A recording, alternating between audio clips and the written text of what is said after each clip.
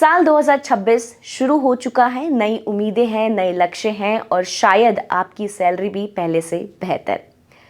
आज अगर आप 50,000 से 1 लाख रुपए महीना कमा रहे हैं, लेकिन फिर भी हर महीने के आखिर में आपकी जेब बोलती है ठन ठन गोपाल, तो साफ शब्दों में कहें तो इसका मतलब है कि आप वो 7 साइलेंट मिस्टेक्स कर रहे हैं जो बिना आवाज किए आपके पैसों को खा जा रही है। ये गलतियां इतनी चालाक है कि आपको लगता है कि सब कंट्रोल में है, लेकिन असल में आपको आपका पैसा हर महीने गायब हो रहा है। और आज इस वीडियो में उन 7 मिस्टेक्स को एक्सपोज करने जा रही हूं, क्योंकि हमने अक्सर देखा है कि लाखों नौकरी पेशा लोग सालों से काम करने के बावजूद जीरो सेविंग्स पर अटके हुए नजर आते हैं। अगर आप कई सालों से नौकरी कर रहे हैं और आज भी आपके पास कोई ढंग की सेविंग्स नहीं है, तो ये वीडियो साल 2026 में आपकी फाइनेंशियल लाइफ बदल सकता है और आपके लिए ये वीडियो काफी ज्यादा फायदेमंद भी हो सकता है। सबसे पहले बात कर लेते हैं पहली गलती की, इंश्योरेंस को निवेश समझने की या दोनों को मिलाने की गलती। अगर आप टैक्स बचाने के लिए फैंसी इंश्योरेंस प्लान खरीद लेते हैं तो ये सबसे बड़ी गलती होती है। कहीं आपने तो नहीं खरीद रखा इंडोमेंट प्लान या फिर मनी बैक या फिर होल लाइफ पॉलिसीज, क्योंकि इसे बेचने वाले आपको ये बिल्कुल नहीं बताते हैं कि प्रोडक्ट में इंश्योरेंस और इन्वेस्टमेंट दोनों का प्रावधान है और अंत में आपको कुछ भी अच्छा रिटर्न नहीं मिलता। लेकिन टर्म इंश्योरेंस आपको प्योर प्रोटेक्शन देता है। अगर आपको कुछ हो जाता है तो आपको और आपके परिवार को एक कवर मिलता है। तो पहला rule, pure term plan insurance लीजिए। इसमें इन्वेस्ट आपको अगर करना है तो वो आप अलग से इन्वेस्टमेंट कर सकते हैं। अब बात करते हैं सेकेंड मिस्टेक की, क्रेडिट कार्ड का बिल चुकाने की जगह सिर्फ मिनिमम ड्यू देना। ये एक साइलेंट किलर है और ज्यादातर यंग लोगों को पता भी नहीं चलता है कि वो फंस चुके हैं। जब समझ आता है तब तक बहुत ज्यादा देर हो जाती है। मान लीजिए आपको क्रेडिट कार्ड का जो आपका बिल है वो 50,000 आया है, लेकिन मिनिमम ड्यू बस 2,500 रुपए आपको शो होता है। बिल्कुल आसान लगता है, लेकिन ऐसा नहीं है।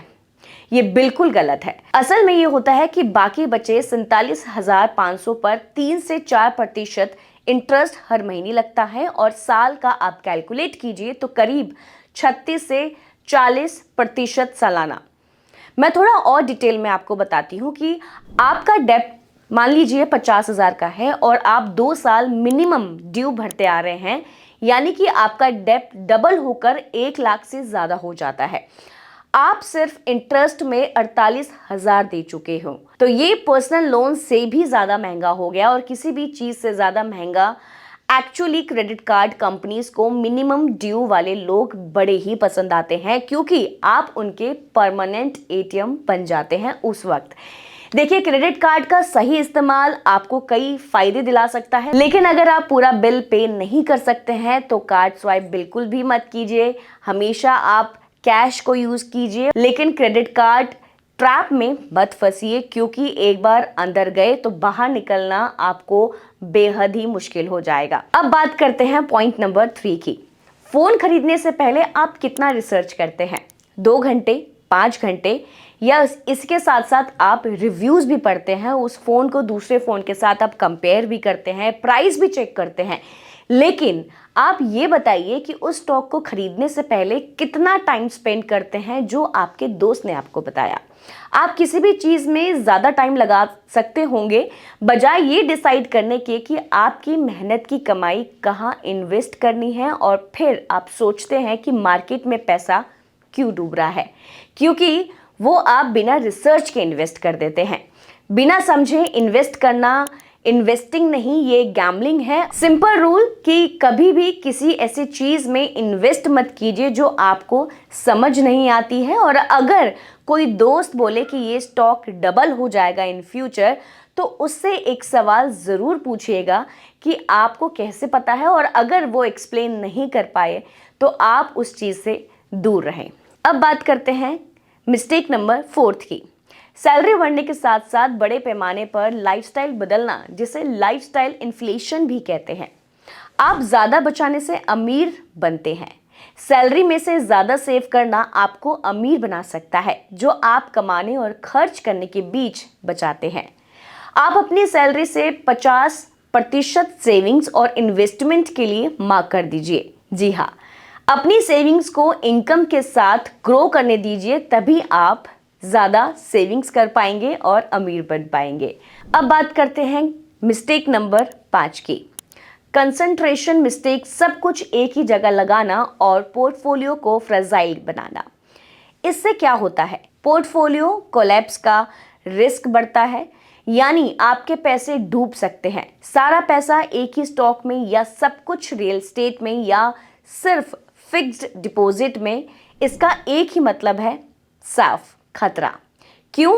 क्योंकि जब वो चीज़ क्रैश होती है तो आपकी पूरी वेल्थ क्रैश हो जाती है। अलग अलग एसेट क्लास में इक्विटी, डेब्ट, गोल्ड, रियल एस्टेट, अलग अलग सेक्टर्स में IT, banking, health care, FMCG, अलग अलग फंड हाउसेस में, सब कुछ एक ही एएमसी में मत रखिए।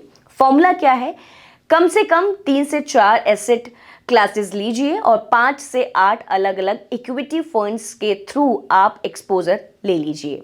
अब बात करते हैं मिस्टेक नंबर 6 की।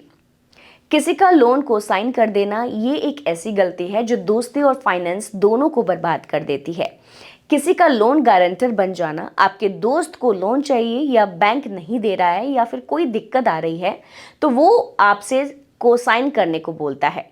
जब आप कोसाइन करते हैं तो आप उस लोन के लिए बिल्कुल बराबर के जिम्मेदार बन जाते हैं। लेकिन ट्विस्ट ये है कि आपको पैसा तो ज़ीरो मिलता है, लेकिन रिस्क फैक्टर आपके सबसे ज़्यादा हो जाते हैं। और अगर आपका दोस्त एक भी पेमेंट मिस कर देता है तो आपका सिविल जो स्कोर है वो क्रैश हो जाता है और वो लोन आपकी क्रेडिट रिपोर्ट में भी काफ़ी ज़्यादा दिक्कत देता है। अब बात करते हैं मिस्टेक नंबर 7 की, जो है सबसे मेन पॉइंट। मेन पॉइंट ये है इंस्टेंट लोन। आपके पास कैश खत्म हो जाता है, पैसे कम पड़ जाते हैं या फिर आपको रेंट देना पड़ता है, तो अक्सर आपने अपने फ़ोन में, टीवी में, आसपास एड्स काफ़ी सारे देखे होंगे कि 5 मिनट में इंस्टेंट लोन, वो भी कोई डॉक्यूमेंट सबमिट करने के बिना। ये इंस्टेंट लोन 3% इंटरेस्ट चार्ज करता है, वो भी एक दिन का। और कैलकुलेट कीजिए कि कितना हुआ साल का। समझिए कि आज आप 10,000 लेते हैं और कुछ ही महीनों में आपको 20,000 देने पड़ते हैं, और जब आपके पास 10,000 रुपये नहीं होते तो 20,000 रुपये कहाँ से आप चुकाएंगे? तो आप पहले लोन को चुकाने के लिए दूसरा लोन ले लेते हैं और ये साइकिल चलती रहती है। एक लोन को चुकाने के लिए आप दूसरा लोन लेते हैं और इस तरह आप डेब्ट में फंस जाते हैं, और ये लोन जो है वो बिल्कुल कभी ख़त्म ही नहीं होता है और एक्चुअल में ये फाइनेंशियल डेब्ट ट्रैप माना जाता है। आप अपने फ्यूचर से उधार लेना बंद कर दीजिए और उसे प्रोटेक्ट करना शुरू कीजिए। अगर आपने इन 7 गलतियों को साइड कर दिया तो आपकी फाइनेंशियल लाइफ ट्रांसफॉर्म हो जाएगी और बेहतर कैश फ्लो, ज़्यादा सेविंग्स और स्टेबल लॉन्ग टर्म ग्रोथ से आपकी इन्वेस्टमेंट होने लगेगी। ऐसे और अपडेट्स के लिए आप हमारे चैनल यानी कि द फेडरल देश को आप लाइक करें, सब्सक्राइब करें और शेयर करें।